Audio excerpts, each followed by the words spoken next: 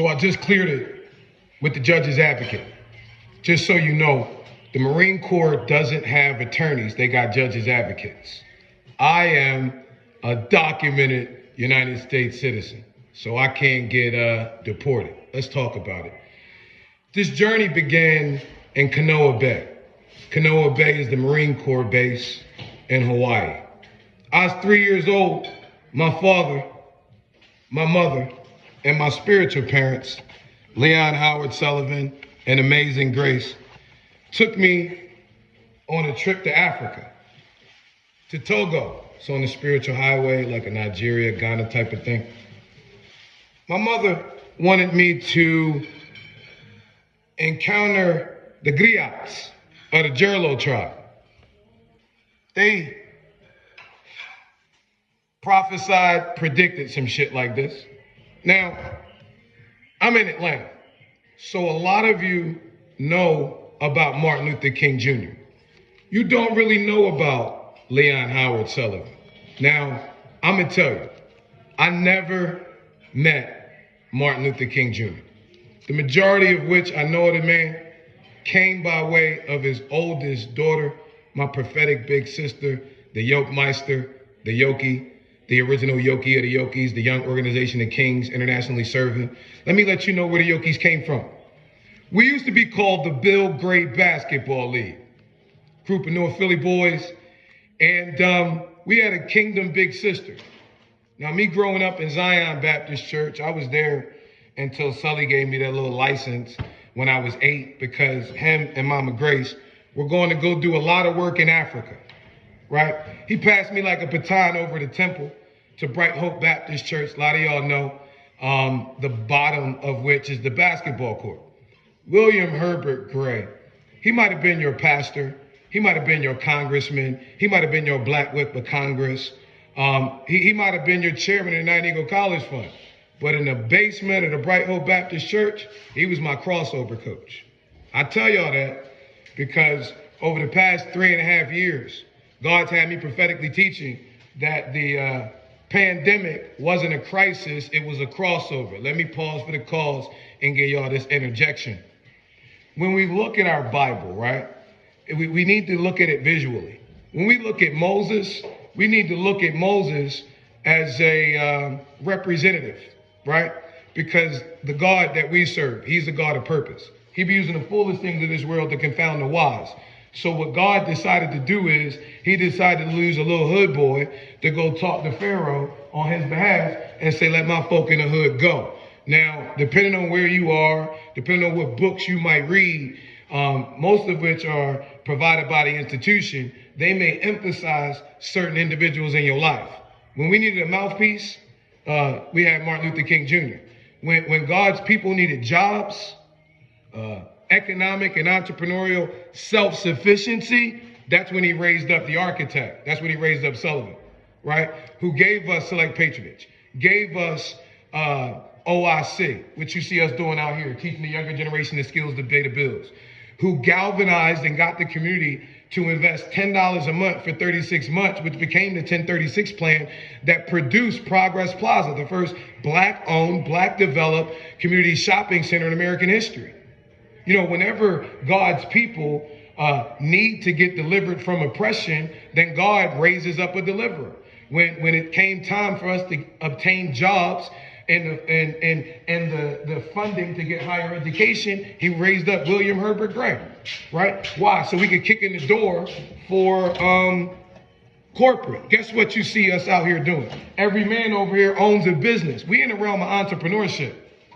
We have mothers and fathers who prayed in the dirt for us to be able to own the businesses we own right now, for us to be able to own the nonprofits we own right now, for us to be able to launch the ministries we own right now. And God don't give us dominion over people. That's what them folk trying to manipulate the book want you to believe. He give us dominion over resources. OG using the drill right now. He got dominion over that thing. Like if I try to use that thing like that, I can't use that thing like that. That king over there, he got dominion over them wires and all he do right there. All of us have a zone of genius. But you know what God does? He gives us a tool for that zone of genius. So we got a younger generation. You know what their tool is? That. It's not a phone. We ain't got none in here now. That phone is the thing grandma used to have on the wall with the cord. Used to be talking to Shorty, watching the videos. It's a microprocessor in your pocket. And I don't know if y'all realize it, but we in America, this is the capital of capitalism. So we not our parents' parents. We not shucking and jiving at the bottom, asking, can you please get this to us? Can you please get us this? No, we own this now. You know, I don't think they putting that in. Y'all putting any dimmers in? Ain't no dimmers going in here. No. I told y'all at the beginning of the year, break both switches. You know the dimmer, that's the light switch that kind of dim the light down, right? We not dimming our light down no more. What we got the young king saying, I am a king. I set a new standard.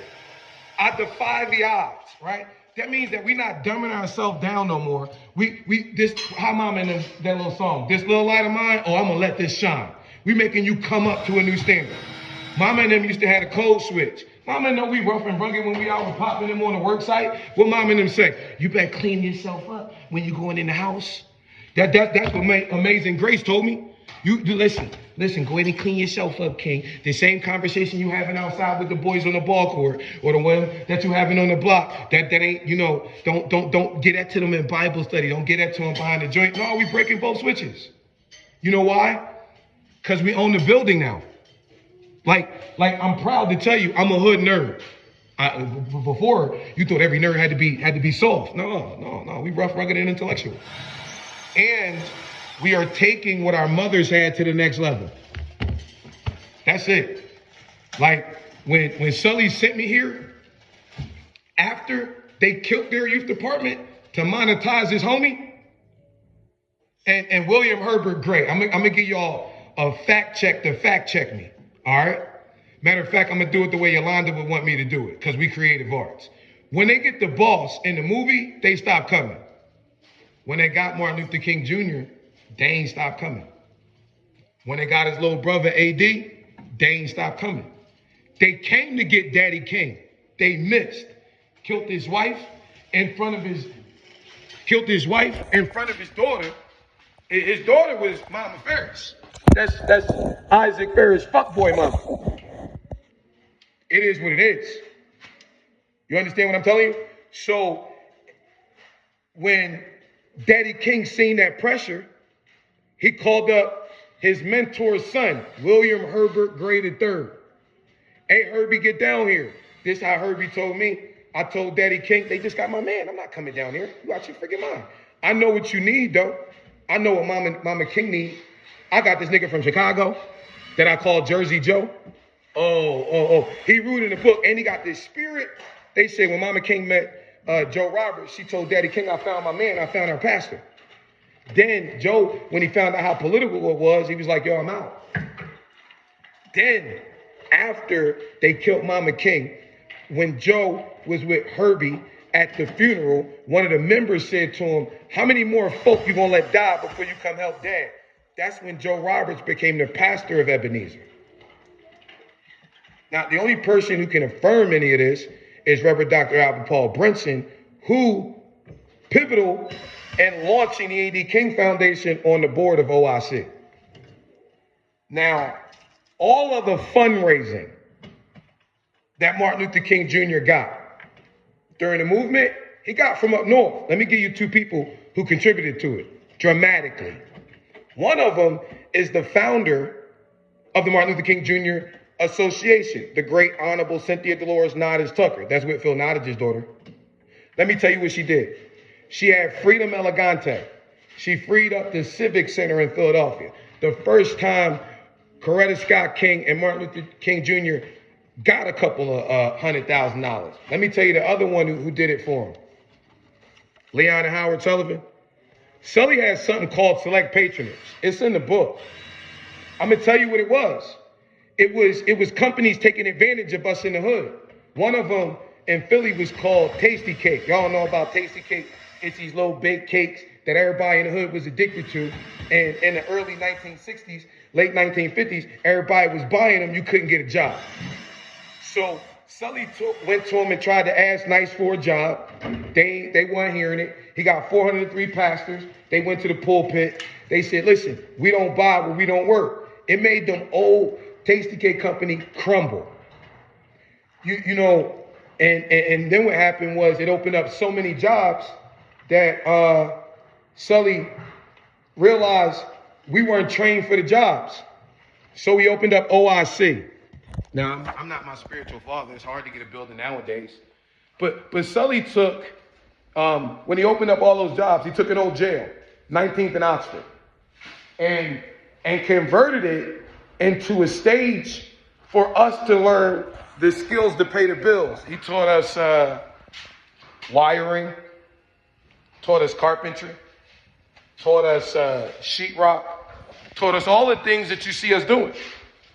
Then him and Mama Grace launched something called the 1036 plan. After they put so much work in the community, then he said, look, we got so much more work to do. He says, God has given me a vision. Y'all give me $10 a month for 36 months. He used the first year to secure the property. He used year 2 and 3 to build up the infrastructure. We've done the same thing because he secured the property for Progress Plaza, the first black-owned shopping center in American history.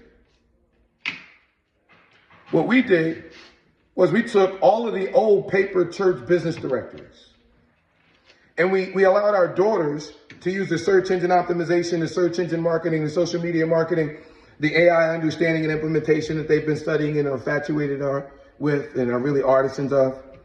And take those paper directories and build the world's first AI-powered entrepreneurial ecosystem, the world's first AI-powered Kingdom Business Referral Network, so that we can transition from word of mouth to AI smart matching, where word of mouth isn't the flyer that you post anymore. Everybody in the scroll hole. Nobody stop long enough to read your flyer. Now AI can work for you 24 hours a day, 7 days a week, 365 days a year. Since during COVID, business went from brick and mortar to click and order, and Google shifted its top 2 determinants of ranking from AdWord keyword to relevancy to search and specific geographic location. Now, right, the most biggest determinant of your ranker are your business description, because that's what says who you are, what you do, and how you do what you do the way you do it. And so all these additional tweaks that our older businesses need in order to dominate the online space, they ain't got time to do. They out here working. You know, got time to do it? Our daughters, as they're in high school and college, they're studying this stuff. These algorithms that are shifting every week, some of them every day, right? They built the entrepreneurial ecosystem, the Kingdom Marketplace, listen to me, so it's fully integrated with Google Business Profiles, fully integrated with Google Maps, fully integrated with all the major social media marketing platforms, right? Why? So that you can fill out a Google form one time that's going to ask you for more information than anybody ever asked you. Okay, why you all up in my business? Because you need somebody all up in your business, asking you what your networking preferences are, asking you what product you want to promote, asking you if you like online events, offline events, who you want to connect with. Why? Because that's what the AI does 24 hours a day, 7 days a week. It connects you with those that you need. You know, you'll get something on your phone called an opportunity alert. What is that? Is that a text message? No. Is that an email? No. But it's a notification. It's a notification from the Kingdom Marketplace that someone is searching for someone in your niche who does what you do. You need to respond to that and get involved in that conversation. Now, there's something called backlinks, right? So that means that as all of us make this transition from brick and mortar to click and order, and all of us are on one economic ecosystem, then all of our ranking goes up at once. Why? Because Google is into trusted, verified information. So they view the Kingdom Marketplace as a trusted, verified source of small business information. Now, the Google form literally takes you 5 to 10 minutes. Guess what? It's free. Y'all know what y'all say. If it's free, it's for me. I'm going to tell you how it's going to play out. From 2007 to 2015, we did 403 paper church business directories, registered 48,000 of y'all, of us, faith-based business owners. In Georgia, we did 46. It's like 520 from Elizabeth Baptist Church. There's another 510 from New Birth Baptist Church, another 413 from House of Hope, another, 300 from Impact, and the rest of everybody who else who makes up to it. All right? Now, the ultimate class of geniuses, baby girl geniuses of Urban Success University, were birthed out of the founding class of the Coretta Scott Young Women's Leadership Academy. When Yolanda shut her eyes in May of 2007, I walked them in. They graduated. I was just talking to my superstar, but superstar. She's 31 years old. Okay? So then, at my Eden Scott Bagley campus, they've been through a course called Dominating the Digital Marketplace. They've taken 20 individual classes to learn all of the top 20 digital marketing deliverables that you need in your business. So when you get registered for free. Here's the difference between me and my old marketing director, Joe Cutter. From 2007 to 2015, I built both of them. I built Kingdom Press and I built Christians in Business. The website Christians in Business I built that before COVID. So that means that all this stuff that has been implemented digitally in our marketplace, I can tell you as its builder, it's obsolete. Joe Cutter got at least 15 years on me. If I'm telling you that I'm learning about tech from our daughters and he got 20 years on me, he knows nothing. During COVID, I had conversations with Joe about allowing our daughters to update the site. He held all of the calls. Many of them are recorded, will come out later in court. You'll all get to hear it. And then what he did was he heard all of the ideas and then he pulled the plug. He hired Ursula Frederick from New Birth. They launched Kingdoms in Business Atlanta that claims to do everything that our girls do, but doesn't provide anything. They're charging you $250 a year. If you notice, I give you everything for free. If you decide to upgrade, pay a couple of pennies in the pockets of our daughters, then that $250 bronze is a lifetime profile because our daughters are going to go over and above to showcase everything that they're doing for you. When they get through Georgia, then it'll become the annual. But they will always celebrate you as being a founding member. Now, there's a silver, there's a gold. Here's what I'll tell you about the gold. One of the challenges that many of our businesses had with going from brick and mortar to click and order is the fact that, as I told you with Select Patronage, we're withdrawing our economic support from the companies that get paid on our community but don't care about our community. 70 to 80% of the digital deliverables that I deem the average entrepreneur needs in order to succeed in the digital marketplace are priced without or beyond their reach. As one who has been mentored by Fran Tarkington in Go Small Biz and Targeting.com, who has documented receipts of over 480,000 small businesses coming across my desk in 2 decades, I don't know it all, but I know a little bit. If you at the Solution Solving Center of 480,000 small businesses over the course of 20 years, you know a little bit too. A little bit about what entrepreneurs need to succeed.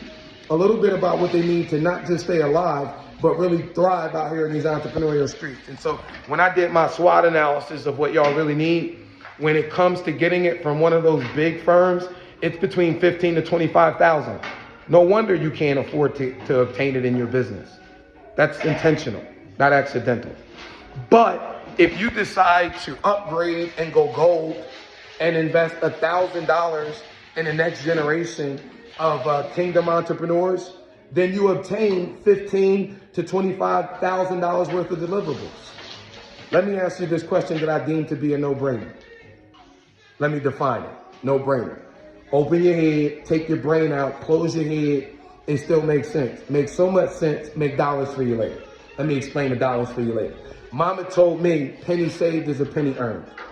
If there was a way for you to obtain the $15,000 to $25,000 worth of digital deliverables that you need to dominate the digital entrepreneurial marketing streets and position yourself as the niche in your industry, the one with authority that people look to as a sphere of influence to provide quality products and services, can you tell me a legitimate reason why you wouldn't spend $1,000 to get $15,000 to $25,000 worth of digital deliverables that position you like that?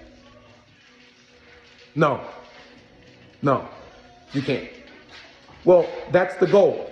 When you invest that in our daughters, make sure I ain't in the way of work it happen, right? That's my area of dominion.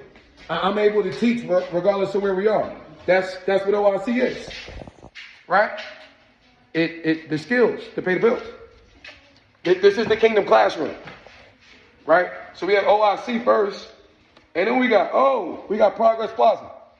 They go Kingdom Auto Solutions, where King Dave is teaching our young kings how to turn wrenches. Wow, they go OIC right there. They go Sully making it happen right there. Yes, sir. It looks like what you see taking place out here. When you saw a foundation, and you saw the wires go in, and you saw the walls go up, and you saw the paint team come in, and you saw all the individual parts that made this piece of dirt a home.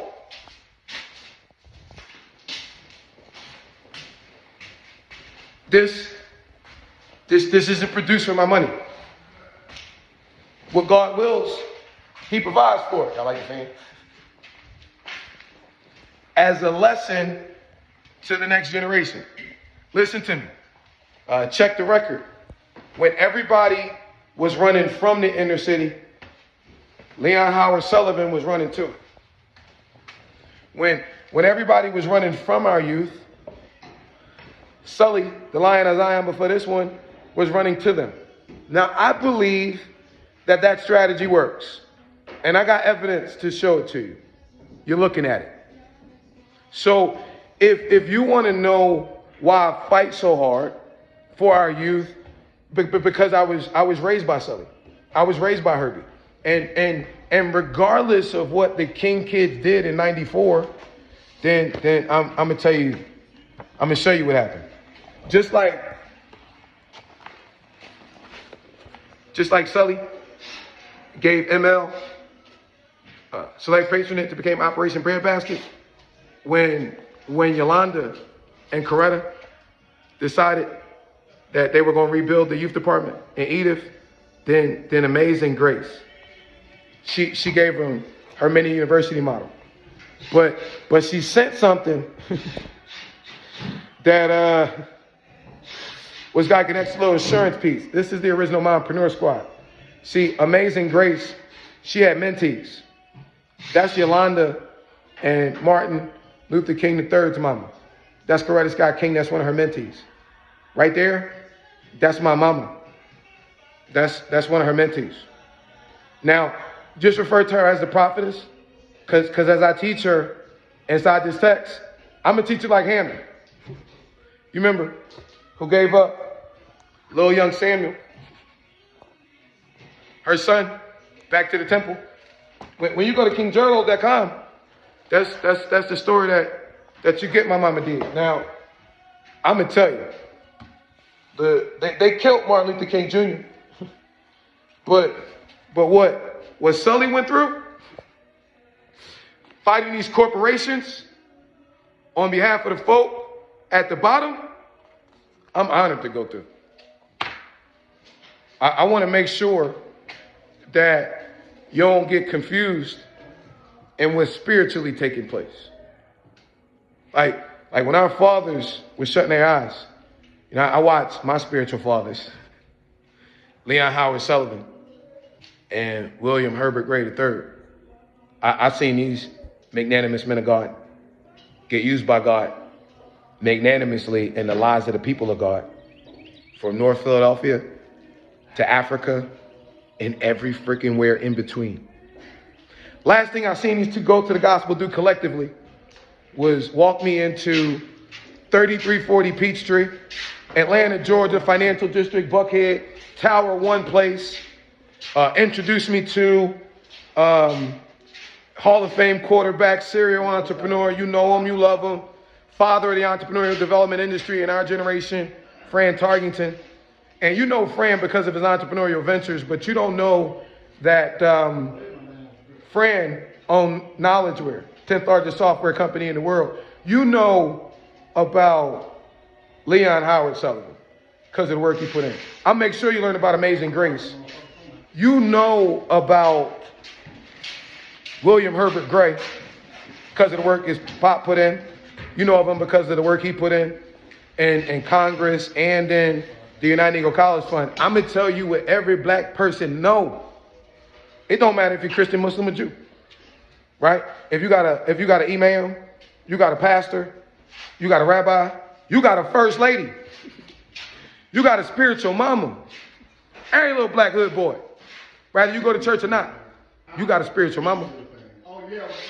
And I could talk to you about Leon and everything that Amazing Grace did. I could talk to you about the lessons I learned from Herbie, that crossover in the bottom of the Bright Hope Baptist Church. But can I tell you about the Dash? Andrea Dash Gray?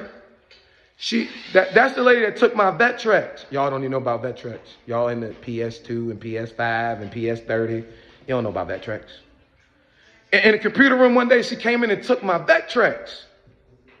What is you doing? I ain't even going out there. I don't know what I did. For you to take my Vectrex? They're like taking my Bible. They're like taking my anything. She came back. She had a box that looked like this. She split it down and told me to open it. It had styrofoam at it just like this. Girl, I lifted this joint up, right? It was a MacBook Plus. You remember that joint? Remember we was in school, they had the joint with the little floppy disk that you put in. This was the joint that had the keyboard. What? She had her computer for kids.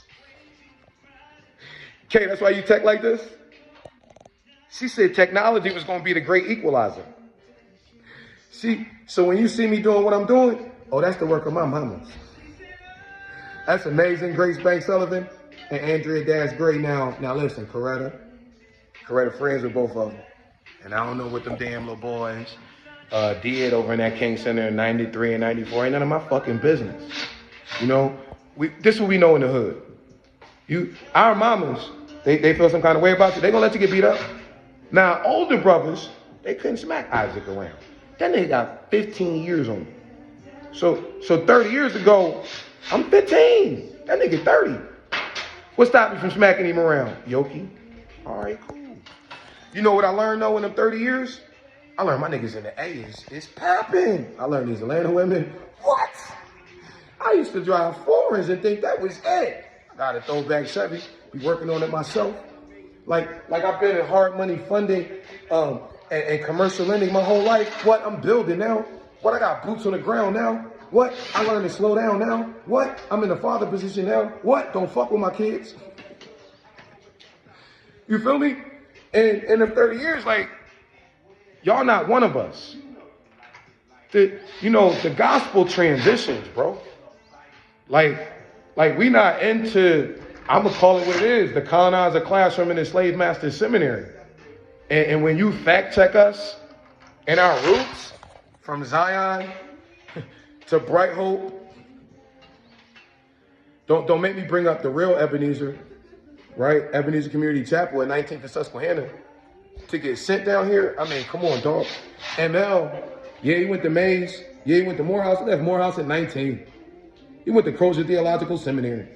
That's a stone's throw from the Bright Hope Baptist Church, where he was an intern at. So a lot of folk be like, yo, listen, let me bow down, let me do this, let me do that. I be talking about David and Goliath because that's just how I am. I just give y'all that book raw like that. That's what the young bucks love. You remember Samuel was the one who anointed David the real king. And David, you know what I mean? David, like, he was a little runny. He was the youngest of his brothers. Even when his father had the prophet come to him and say one of his sons is the next prophet, he grabbed all the other sons. The prophet would be like, no, you got another son? I got my little baby son. KJ, he's a little runny though. He the next in turn. You sure? I made him with the prophetess. He don't even, well, he do like to blow shit up, but you know, he got his own way. Yeah. And so the anointing is God showing, yo, you are enabled by me to fulfill your assignment. Then after he's anointed king, he's sent back out on to go shepherd. Why? To learn the principles of kingship. Yo, my man had to deal with the bear. So first it was the lion. You ever went to the zoo and looked at the lion? I know, you seen the lion at the zoo. You ain't never been in the bush. You ain't never been when that lion run up on your cart. You ain't never been there. You ain't never walked through that. So it's something different when you facing a lion. God don't give us a spirit of fear, power, love, and a sound mind. Another translation say strong discipline. So you're looking at that lion and you got a whole bunch of fear, and somehow through the spiritual disciplines, God allow you to deal with the lion. I'm feeling myself a little bit. Kirk, you know what I'm talking about? Nigga, I done took out the lion, my nigga. Fuck you talking about? What you niggas saying about me, dog? Now, if you notice something in scripture, God only refers himself to one or two animals. The lion and the eagle. I'm going to tell you what's so ill about the lion. The lion is not the biggest animal. The elephant is. The lion is not the strongest. The lion is not the fastest. You know what the lion got? Mindset. The elephant could crush the lion. But when the elephant sees lion, the elephant sees friggin' eater. When the lion sees the elephant, the lion sees lunch. So God gave you the mandate to have dominion, authority, subdue, conquer. That's lion shit. It don't matter how big it is. With the anointing I got, let's get it. He done took out the lion. But that bear a little bit something different, my dog. I don't know. I be getting around, bro. I remember one time I was in Cali, up in the hills, and a bear came up, bro. I went, I'm not going to fuck outside. Yo, but the experience of taking out the lion and the bear, then David, when he steps to the war front, my man is not up for war. You got Pumpkin Face, you got Goliath, you got the politician tormenting my folk in the hood. I'm just, how would Daddy King say? I'm just trying to make it plain. Right? And David, like, you know, y'all cool? Y'all letting this lame ass nigga scare y'all? Now notice something. We had Moses. Moses was a deliverer. David is the only deliverer in history that we see negotiate is bad. Let me point it out to you. In scripture. David say, what you get if you deal with old boy? They break it down, you get this, you get that. My man go, yo, run that. Take this thing out. Why? Because you're not even coming up against me. You coming up against the God of these children. Now watch. Y'all remember Saul. Saul had the political might. Saul had the entourage. Saul was the fucking first black senator in Georgia. Saul had all the political everything. And when Saul realized that David was going to take out the opposition he was scared of, Saul tried to give David his weapons. David, you know, here, you need this, you need that, you need this, you need that. Y'all remember when y'all decided to pick Saul because y'all wanted a king instead of allowing God to be a king, then Saul is a whole lot bigger and David is a whole lot runnier. So David couldn't even fit Saul's friggin' armor. I'm going to tell you the difference that I learned from Reverend Dr. Leon Howard Sullivan. I'm going to tell you the difference I learned from Reverend Dr. Congressman William Herbert Gray III. I'm going to tell you the difference I learned from Reverend Dr. Joseph Lawrence Roberts. I'm going to tell you the difference I learned from Chief Apostle Thomas Wesley Weeks. I'm going to tell you the difference I learned from Miles Monroe. I'm going to tell you the difference I learned from Congressman John Lewis. I'm going to tell you the difference I learned from Senator Leroy Johnson. I'm going to tell you the difference I learned from my father. That each one of these iconic men of God never tried to conform me to being like them. The one lesson that I can tell you that I got from Miles Monroe, the one lesson I tell you I got from Leon Sullivan, the one lesson I can tell you I got from William Herbert Gray, the one lesson I can tell you I got from John Lewis, that I got from Joe Roberts, that I got from Thomas Weeks, that I got from all the goats of the gospel that God allowed me to be raised by, is allow God to use you and grow you in your own way. So when I'm talking to a younger generation, I'm like, yo, become you. The difference in leadership. Because John Maxwell says that's the leader's leader, the pastor's pastor. Everything rises and falls on leadership. You know what happened inside of the Bright Hope Baptist Church from 2007 to 2014? We had to kick the fake ass KJ out, the fake ass KJ, his leadership. You know what happened at the historic Ebenezer Baptist Church from Joe Roberts until now? Raphael Gamaliel Warnock's leadership. In the regard that it's controlling. In the regard that it wants to make everything bow down to you. That is shallow and it's narcissistic. That's not what God does. You know, if I had to give you more scripture, this is what happened with David. After he took out Goliath, and if you notice something, David tells Saul, your weapons won't work. Let me use my weapons. Let me set the stage real quick, right? You know, God will provide the stage. This trash, ain't it? Can I use this? This trash? All right, cool. I just want to make sure I'm respecting other men's work. Sign of a real king. So when you think of a slingshot, you think of this. A little piece of wire, pow. You think of David like this. Come here, Goliath. I got this stone, pow. No, it ain't like that.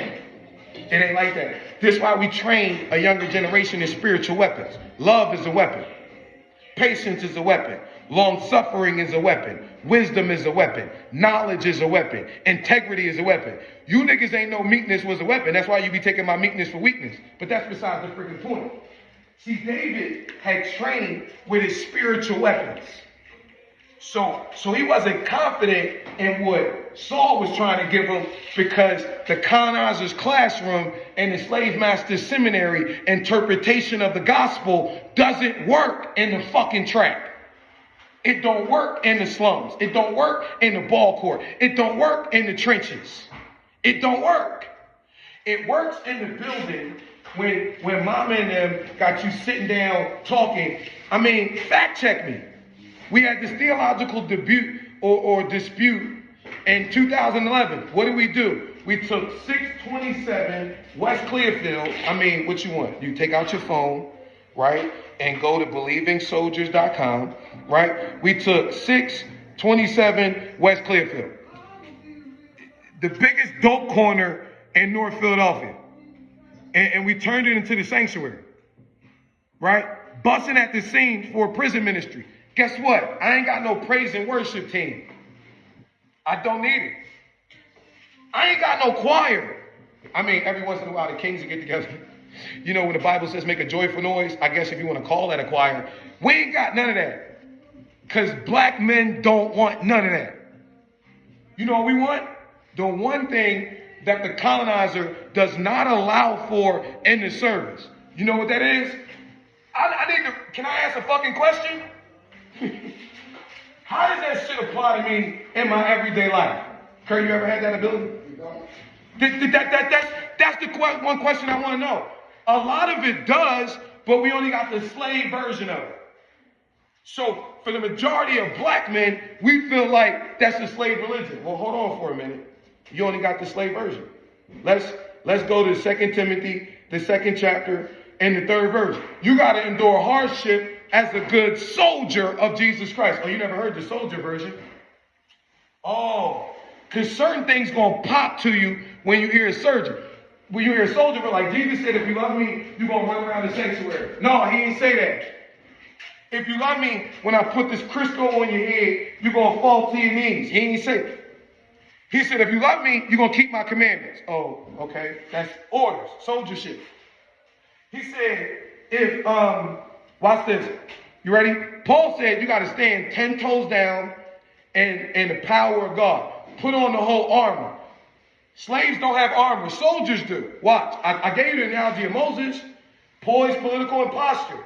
Watch this. Deuteronomy 34th chapter. He get to go up. He get to look over. He get to see the promised land. God gonna let him see it. Joshua, the 5th chapter, 13th verse. He got to be looking down. Satan ready to say amen. He lift his hand up though. They like, oh shit. Then he say amen.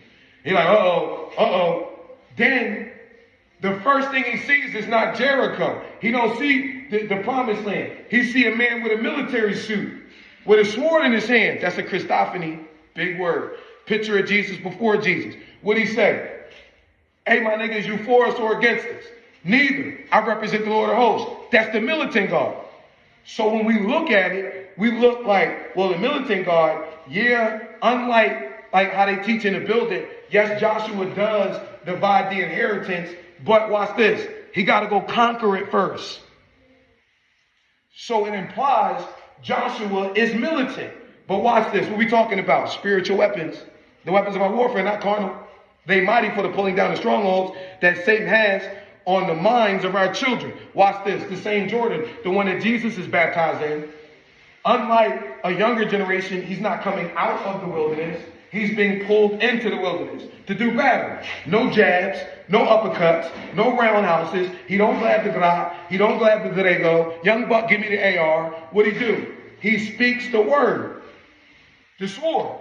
Paul, in that same Ephesians 6, when he talks about the armor, he tells you to put the helmet on, the breastplate. Every aspect of the armor is defensive. Ladies, that means it's to protect me. He gives me one weapon, the sword. What's that? The spoken word. So when I understand how to fight my spiritual weapons, like David, notice what he said. He decreed and declared when he looked at Goliath. He picked up his slingshot. They like a couple of stones. My man picked up them Jones. Make sure y'all get it. He all the way over here. Goliath over there running his mouth. He like, what you talking about, homie? I got you, dog. You ain't even coming up against me, my nigga. You coming up against the God of these kids. Ah! Let that thing go. Bing! Headshot. Decapitate them. Goliath out. The politicians out. The one tormenting the hood out. Next thing you know them shallow dudes, ladies, you know y'all be up in their head.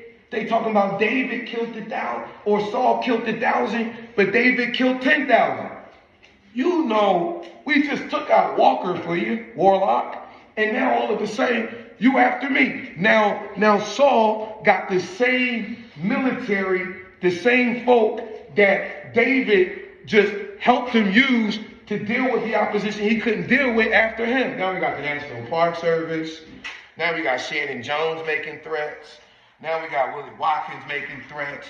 Now we got staff making threats. Now we got all this. Now I'm violent. It don't make no sense. Now watch what David does.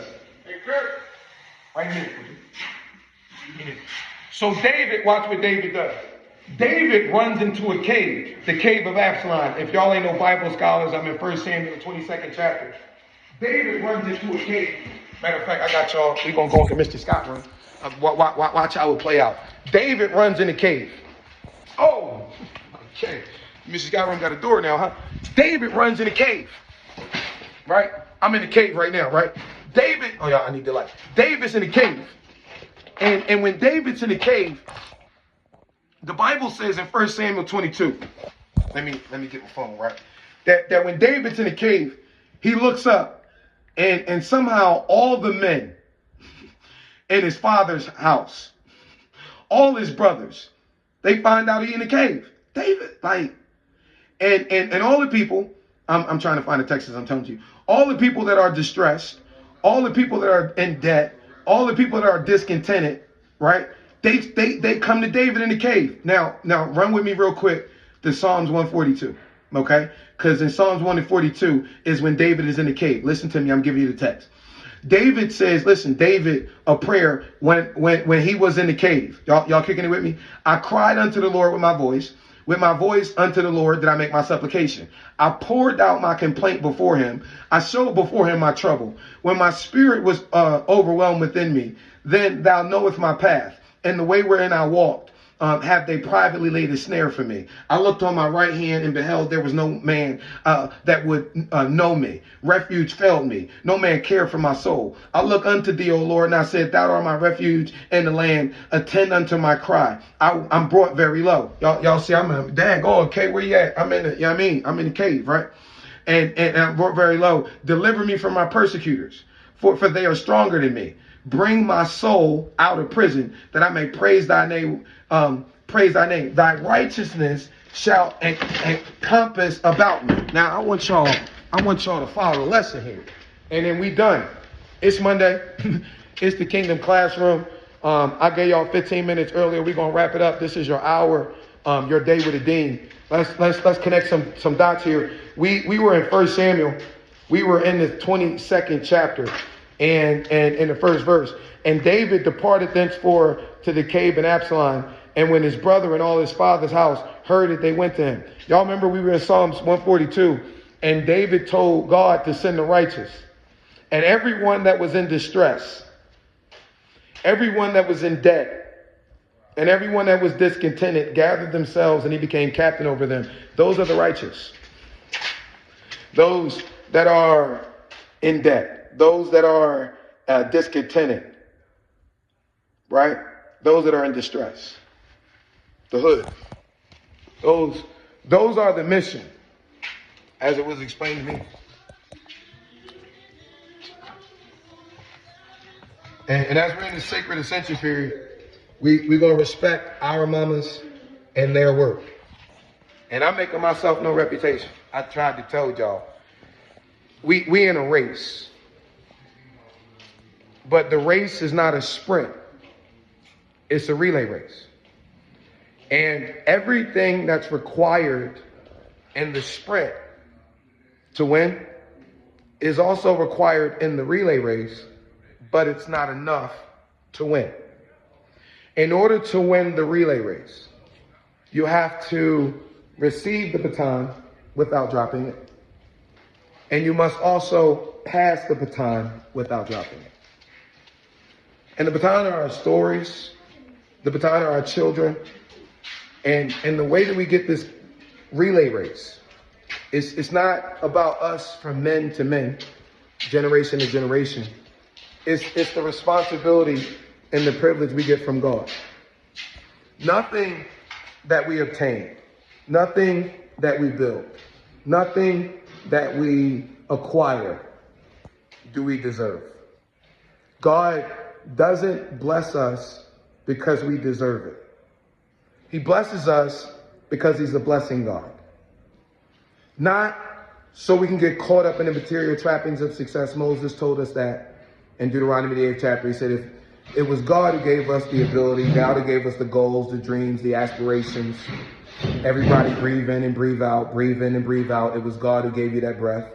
Somewhere I read that service to others is the price you pay for the air that God allows you to breathe on this planet. All right.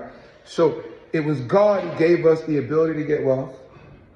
And if we become hoarders, right? Because he didn't give us the ability to get wealth. So it's for the Bentley, the Beamer, and the Benz. He gave us the ability to get wealth so we can keep the covenant he made with our fathers. And if we lift up any idol, your budget can be an idol. Your followers can be an idol. And anything other than the one true living God can be an idol. If you lift up any idol, he will shut you down like he did generations before. He doesn't give us the ability to get wealth for us so he can keep the covenant he made with our fathers. So he blesses us not to be hoarders, but he blesses us to be a blessing. Blesses us with a story, blesses us with a mess that we've made a message, blesses us like King Kurt be doing with his skill set, right? Blesses us, he blesses us to learn how to put a fan up effortlessly. I mean, this king done put up like what, 5 of these joints in the last hour? Huh? Yeah, like 6, 7 of these joints in the last hour. He blesses us with this skill set so that we can be able to teach other people that skill set. So that some young king in the middle of some lesson like this can be like, yo, can I get with King Kurt? Matter of fact, there was another individual in a whole different place who saw the king putting something up, who was like, yo, holla at me because I want to get that done. That's how our kingdom economy moves. Don't nothing change. God be doing the same thing in a different way. And I'm a little bold with it because he tells us to come to the throne boldly. But I'm making myself no reputation. It's not me. It's God through me. I'm good. I ain't this good. I ain't this good. I promise you I'm not. But I was raised right. And for this assignment, there is no degree. Listen, man. The master's, the slave master's degree, okay? The master's of divinity, the master's of Christian education and leadership, the master's of whatever one of the masters and doctorate degrees. That curriculum was established by Harvard and Yale in like 1870. William Herbert, grade junior, did it. William Herbert, graded third, did it. Joe Robbins did it. Leah Howard Sullivan did it. So as a little young prodigy, I done read them books. And in the 90s, I'm going to be real with you, bro. A lot of them words, they didn't connect with us. So we had to do what somebody or what folk before did. Take what is written in the book and interpret it in our own way. Yes. You know, thank you, Ken. Thank you for what you said earlier, because that was a big check. I said, yo, do you think I got it out right? Do you think everybody feeling it? He said, K, you use too many big ass fucking words. I said, damn, I'm talking to the academics. You know why? Because speaking in Hebrew and speaking in Greek is not more important than speaking the hood. Because if you got the Hebrew and the Greek and you don't know the hood, you're not talking to us. You can't connect it to us. So you got the understanding of God, but so you can talk to the academics. I thought the job was for the lost. I thought that was the purpose of this. And unfortunately, we don't have a budget. We don't have the buildings. We don't have all the other stuff to make this happen like this. So when folk are talking about they do what we do, we got to come out here and really show you how we do it. I'm not, you know, Satan is an accuser. He's a manipulator, right? We got stewardship. God gives us a certain amount of time, a certain amount of treasure, and a certain amount of resources. And so the call on our lives, the purpose on our lives, the grace on our lives is irrevocable. We're not going to get sidetracked by dealing with a whole bunch of court stuff and a whole bunch of stuff getting us that way. No, our answer as we're moving into the Advent season is to teach the word more rough, rugged, and raw. And if we got this challenge with concerned black clergy, then we realize that our fathers led that. And the 80s, they were concerned. These new niggas that we got ain't concerned with nothing. So we got a new clergy, urban concerned clergy. And I do the one thing that none of them can do. You know, we up against the after school Satan Club and his ability to not pathonicize. That's what we did with the Obama Foundation, My Brother's Keeper. That's what we did with Big Brothers Anonymous. We got the boys together. See, the government will fund us if we not pushing religion. That's why we pushing kingdom. Revelation 1:6, he makes us kings and priests. Jesus never said, if you want to be my Muslim, if you identify as Muslim, assalamu alaikum, you know, what? Shout out to the Muslim community. He never said, if you want to be my Christian, right? Idolaters named you that. And Acts the 11th chapter, the 6th verse, you like little Christians, right? No, but you identify being a Christian, I love you. Y'all niggas not gonna Kanye me. He never said if you want to be my Jew. He never said that. He said if you want to be my disciple, if you want to be my student. We had a dean before, they don't ever talk about him. Reverend Dr. Henry Mitchell and Ella Mitchell. They were in Union Theological Seminary in the 1940s. Dr. Mitchell wrote the book on African American preaching. And me, I'm just the dean of Urban Success University. I'm just giving it raw for my students. Like Mommy Grace told me to. I know. God gets so much glory from the story. How in the world did y'all make it these 20 years? God, fact check it in scripture. How many affirmations and confirmations you want? Numbers the 13th chapter, God told Moses, Pick one kid from all 12 tribes, one kid from all 12 campuses, one kid from all 12 congregations. Send them over to the land I'm giving. That's when you heard about Caleb and Joshua. 20 years later, Joshua crossing the Jordan. What God tell you about King Jeddah? About Caleb? I'm going to use Caleb to lead these kids over because he got a totally different spirit. He followed me fully. That was 20 years in. This 20 years later. Warlock, how long you been here? 20 years. When we look at the ark that Samuel prayed for the folk to get back and could after them, 20 years. Everything they got is man-made law. But you know what? The heart of the king is in the hand of the Lord. I had a challenge with that ordination thing. I got licensed by Sully, but I would have been in the ordination class with Sambo, Shannon, Frosted Flake, Fuckboy Jones. What? I'd have been ordained by Warlock. What? Hold on. You know, fact check me. It's right here in the book. It's in the documentary.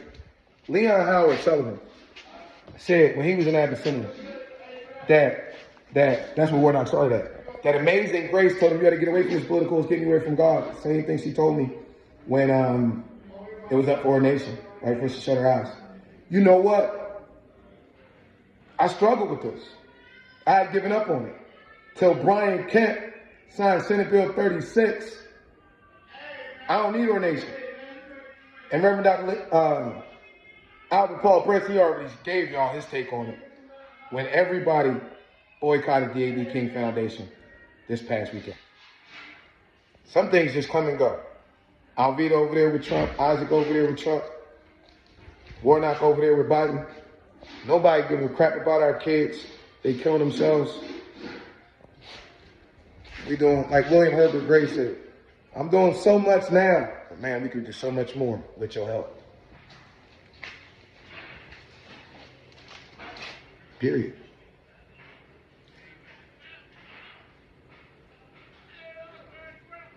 So I have accepted the position of President-elect of UrbanConcernPrivacy.com. We rocking with the Yokis, the Young Organization of Kings, internationally serving. Happy Monday.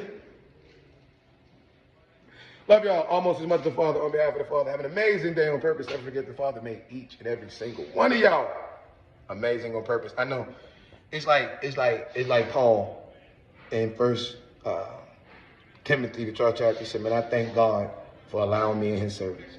He came to save sinners, of whom I'm numero uno."